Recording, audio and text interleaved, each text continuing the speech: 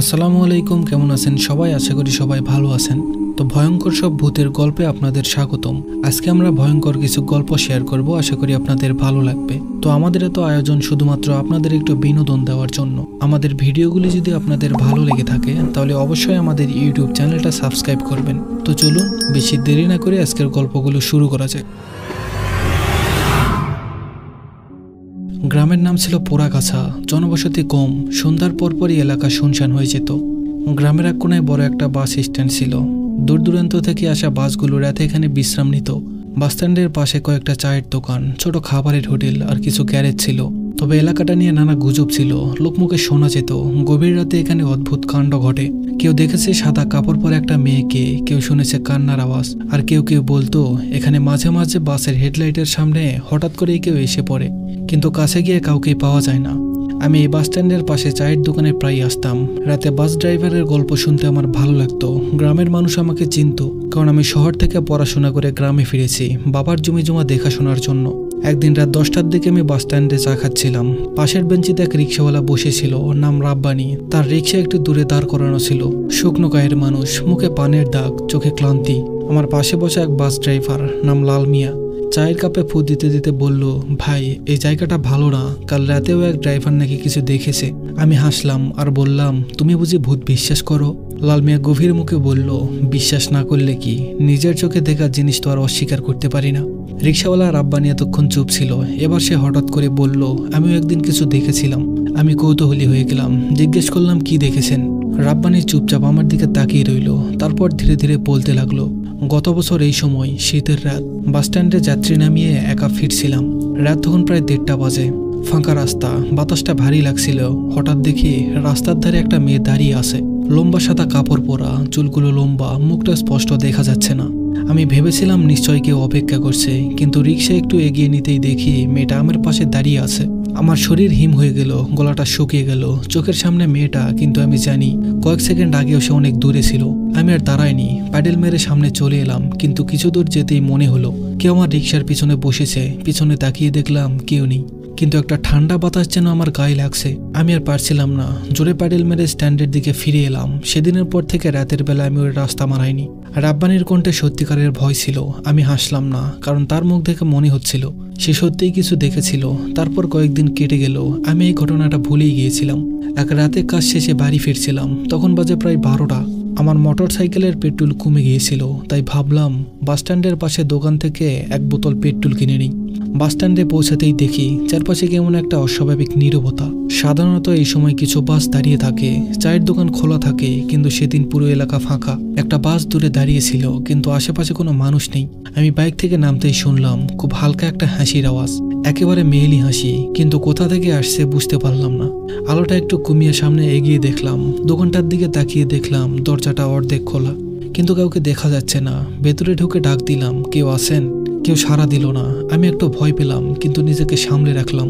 ঠিক তখনই পেছন থেকে একটা ঠান্ডা বাতাস আমার ঘাড় ছুঁয়ে গেল। মনে হলো কেউ ঠিক আমার পেছনে দাঁড়িয়ে আছে। আমি ধীরে ধীরে ঘুরলাম, দেখলাম একটা মেয়ে, লম্বা সাদা কাপড় পরা। মুখটা পরিষ্কার দেখা যাচ্ছে না, কিন্তু চোখ দুটো যেন গভীর অন্ধকারের মতো। আমার দম বন্ধ হয়ে আসছিল। এক মুহূর্তের জন্য আমি নড়তে পারছিলাম না। তারপর হঠাৎ করে মেয়েটা আমার দিকে এগিয়ে এলো। আমি পিছনে হোঁচট খেয়ে পড়ে যাচ্ছিলাম, তখন শুনলাম একটা বাসের হর্ন।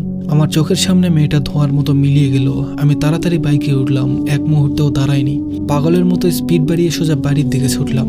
পরের দিন সকালে বাস স্ট্যান্ডে গিয়ে ঘটনাটা বললাম। লাল মিয়ার রাব্বানি বিষণ্ণ মুখে শুনল।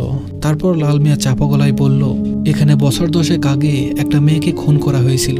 বাস চালকদের একজন নাকি তার উপর জোর খাটাতে চেয়েছিল, আর সে পালানোর চেষ্টা করেছিল, কিন্তু শেষমেশ বাসের নিচে চাপা পড়ে যায় মেয়েটা। সে রাত থেকে এই এলাকা অদ্ভুত ঘটনা ঘটে। আমি শিউরে উঠলাম। আমার দেখা মেয়েটি কি সেই মৃত আত্মা? সেই রাতের পর থেকে আমি আর গভীর রাতে ওই রাস্তা দিয়ে যাই না, কারণ আমি জানি সেখানে কেউ আছে যে এখনো অপেক্ষা করছে।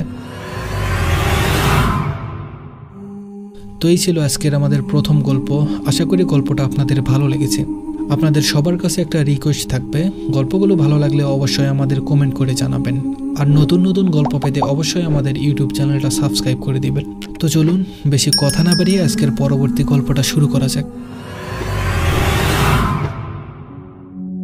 আমি নয়ন। বছর কয়েক আগের কথা। তখন আমাকে ব্যবসায়িক কাজের জন্য একটা গ্রামে থাকতে হয়েছিল। গ্রামটি ছিল বেশ প্রকৃতিচ্ছন্ন, সামান্য কিছু জরুরি উন্নতি নিয়ে টিকেছিল সেই গ্রাম। একেবারে আধুনিক নয়, আবার পুরোপুরি গ্রামীণও নয়। আমি সেখানে প্রায় 1 মাসের মতো ছিলাম। সেই সময় নানা লোকজনের সাথে পরিচয় হলো, নিমন্ত্রণ পেলাম, আর কিছু কিছু জায়গায় ঘুরেও পেলাম। গ্রামের মানুষজন ছিল খুব মিশুক। ঘটনাটি ঘটেছিল সেদিন ছিল আমার গ্রামে থাকা শেষ দিন। বাড়ি ফিরে যাওয়ার আগেই ভেবেছিলাম শেষবারের মতো গ্রামটির একটি ঐতিহ্য উপভোগ করে যাই, তা একা একা। আমি কিছু লোকের মুখে শুনেছিলাম এই গ্রামের প্রতি বছর একটা নির্দিষ্ট সময়ে একটা ঐতিহ্যবাহী বাজার বসে, তবে সেই বাজারের সঙ্গে জড়িয়ে আছে এক রহস্য। বছরের সেই নির্দিষ্ট মাসটি হলো গ্রীষ্মের মাঝামাঝি। আমি রাতের একটা নির্দিষ্ট সময়ে নিজের থাকা স্থান থেকে বেরিয়ে পড়লাম সেই বাজারের উদ্দেশ্যে। হাতে থাকা একটা টর্চ লাইট নিয়ে ধীরে ধীরে গন্তব্যের দিকে এগোতে থাকলাম। বেশ কিছুক্ষণের মধ্যে আমি পৌঁছে গেলাম সেই বাজারে। সাধারণ এক বাজার, কিন্তু একেবারে সাধারণও নয়। জায়গায় জায়গায় মানুষের ভিড়ে পরিপূর্ণ। যেখানেই চোখ যায় সেখানেই কিছু না কিছু দেখতে পাওয়া যাচ্ছিল। চারিদিকে দিনের আলোর মতো আলোকিত ছিল, অথচ আমি বুঝতে পারছিলাম না আলোর উৎস কি। বোঝার চেষ্টা করেও বিশেষ কিছু বুঝতে পারলাম না, কিংবা খুব বেশি সময় ধরে চেষ্টাও করিনি। আমি বাজারের নানা স্তর ঘুরে দেখতে থাকলাম। কোথাও মুখরোচক খাবারের দোকান, কোথাও অপূর্ব সব হস্তশিল্পের কাজ, আবার কোথাও নানা ধরনের পোস্টার সাজিয়ে বসেছে বিক্রেতা। কেউ চা খাচ্ছে, বাচ্চারা হইচই করছে, নারীরা নিজেদের মাঝে গল্পে মেতে আছে। আমি নিজেও বেশি ঘোরাঘুরি না করে একটি চায়ের দোকানে গিয়ে বসলাম। চা খেয়ে পয়সা দিতে গেলে দোকানদার তা গ্রহণ করলো না। একাধিকবার চেষ্টা করেও বিফল হলাম। অদ্ভুত লাগছিল ব্যাপারটা। আশেপাশে ছিল শুধু হাসি তামাশা আর আনন্দের পরিবেশ। সবাই সবার সঙ্গে সম্মান এবং আনন্দ ভাগ করে নিচ্ছিল। পরিবেশটা ছিল খানিকটা গরম। কিছুক্ষণের মধ্যেই আমার মাথা ঘেমে পুরো চুল ভিজে গেল। দীর্ঘদিন না কাটা চুল বারবার কানে এসে খোঁচা দিচ্ছিল। বিরক্ত হয়ে যাচ্ছিলাম। ঠিক তখনই চোখ পড়ল একটা নাপিতের দোকানের উপর। ভাবলাম যাই, গিয়ে চুলগুলো কেটে আসি। দোকানে প্রবেশ করতেই চারপাশের পরিবেশটা যেন খানিকটা বদলে গেল। দোকানটিতে লম্বা খাটো নানা ধরনের লোকজন দিয়ে ঠাসা ছিল। আমি গিয়ে একপাশে বসে অপেক্ষা করতে লাগলাম। গরম ভাব ধীরে ধীরে মলিন হয়ে ঠান্ডায় মিলিয়ে যেতে লাগলো। অদ্ভুতভাবে দোকানে থাকা সব লোকজন হয়তো অত্যন্ত ফর্সা, নয়তো অতিরিক্ত কালো। তাদের চোখ দেখে তেমন স্বাভাবিক মনে হচ্ছিল না, আবার পুরোপুরি অস্বাভাবিকও লাগছিল না। একসময় আমার ডাক পড়ল। আমি গিয়ে এক অদ্ভুত চেয়ারে বসলাম। সাধারণ চেহারার এক তরুণ চুল কাটতে শুরু করলো, আর আমি নিশ্চিন্তে বসলাম। কিন্তু সেই নিশ্চিন্ত বেশিক্ষণ স্থায়ী হলো না। চুল কাটার শেষ মুহূর্তে টের পেলাম আমার শরীর থেকে ধীরে ধীরে সমস্ত শক্তি হারিয়ে যাচ্ছে। এই সমস্যাটা আমার বহুদিনের। কখন শুরু হয় আর কখন শেষ হয় তা আমার জানা নেই। কিছুক্ষণের মধ্যে আমার অবস্থা আরো খারাপ হয়ে গেল। আমি ছেলেটাকে থামিয়ে দ্রুত পাশের একটা চেয়ারে গিয়ে বসি এবং হাঁপাতে থাকি। সেদিন কেন জানি সমস্যাটা চরম পর্যায়ে পৌঁছেছিল। কিছুই বুঝতে পারছিলাম না। এত অস্থিরতা, এত যন্ত্রণা আমি কখনো অনুভব করিনি। আমি মনে মনে আল্লাহকে ডাকছিলাম, হে আল্লাহ, আজ বুঝি আমার শেষ দিন। আমার সব পাপের জন্য ক্ষমা করে দিও আল্লাহ। হঠাৎ একজন বলে উঠল, এই তাকে এখানে শুইয়ে দাও, আর কেউ পানি আনো, চোখ মুখে ছিটিয়ে দাও। আমি সম্পূর্ণ শক্তিহীন হয়ে চেয়ারে বসেছিলাম, যেন এক নিথর লাশ। দৃষ্টি ধীরে ধীরে অন্ধকারে মিলিয়ে যাচ্ছিল। হঠাৎ টের পেলাম কেউ আমাকে চেয়ার থেকে তুলে এক নরম বিছানায় শুয়ে দিল। আমার যন্ত্রণা তখনও বাড়ছিল। মনে হতে লাগলো আমার পরিবারকে কি শেষবারের মতো আর দেখতে পাবো না। আল্লাহ, এবারের মতো আমাকে বাঁচিয়ে দাও। ঠিক তখনই আমার চোখে মুখে ঠান্ডা পানির ছিটা পড়ল। প্রথমবারের মতো আমি হালকা চোখ খুলতে পারলাম। সামনে দেখলাম এক বৃদ্ধ আমার মুখে পানি ছিটাচ্ছে। তার শরীর থেকে যেন এক অদ্ভুত মিষ্টি সুগন্ধ আর আলো বের হচ্ছিল। তিনি বলতে থাকলেন, চোখ খুলে রাখো বলছি। কিন্তু আমি আর পারছিলাম না। মুহূর্তের মধ্যেই গভীর অন্ধকারে তলিয়ে গেলাম, যেন অচেনা জলের নিচে সাঁতার কাটছি, কোনো রকমে কিনারার খোঁজ করছি। হঠাৎ শরীরে একটা হালকা অনুভূতি টের পেলাম, আর ঠিক তখনই আমার চোখ খুলে গেল। আমি এখনো সেই নাপিতের দোকানেই আছি। আশেপাশে স্বাভাবিকভাবে চুল কাটা চলছে। আমি দোকানের এক কোনায় বিছানায় শুয়ে আছি। আমাকে জাগতে দেখে ছেলেটি হাসি মুখে জিজ্ঞেস করলো, এখন কেমন লাগছে? হ্যাঁ বলতেই সে খুশি হয়ে আমাকে অভিনন্দন জানালো। কিছুক্ষণ পর আমি উঠে দাঁড়ালাম। তাদের সবাইকে বিদায় জানিয়ে দোকান থেকে বেরিয়ে এলাম, কিন্তু তারাও আমার টাকাটা নেয়নি। আর সেই বৃদ্ধ লোককেও আমি আর কোথাও দেখতে পেলাম না। বাইরে বের হতেই হতভম্ব হয়ে গেলাম। কই বাজার, কোথায় গেল এত দোকানপাট আর লোকজন?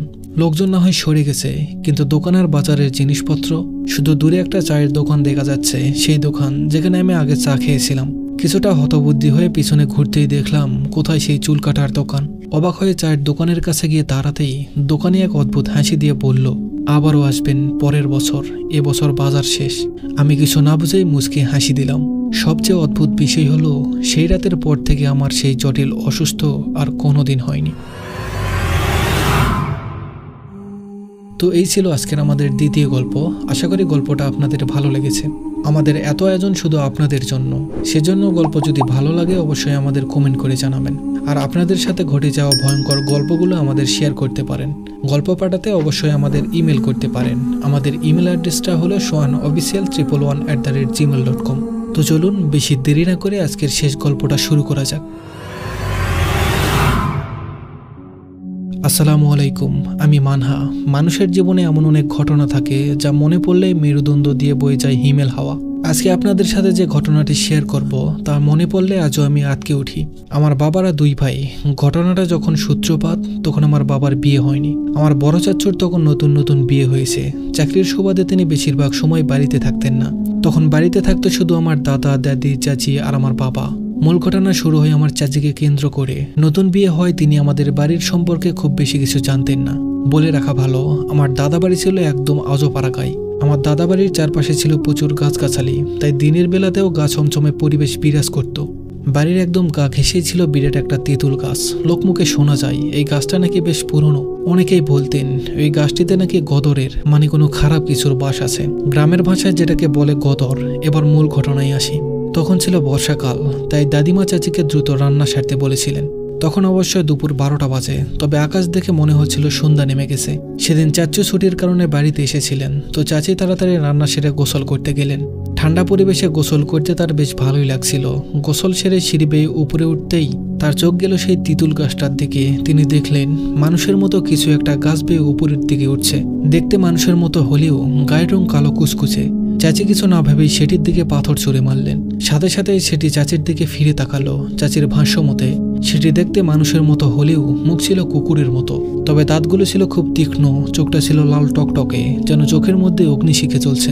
মুখ থেকে লালা ঝরছিল। এই দৃশ্য দেখে চাচি ভয় জমে গেলেন। সেই দানবটার দিকে পাথর মারার কারণে সেটি রাগে গজগজ করছিল।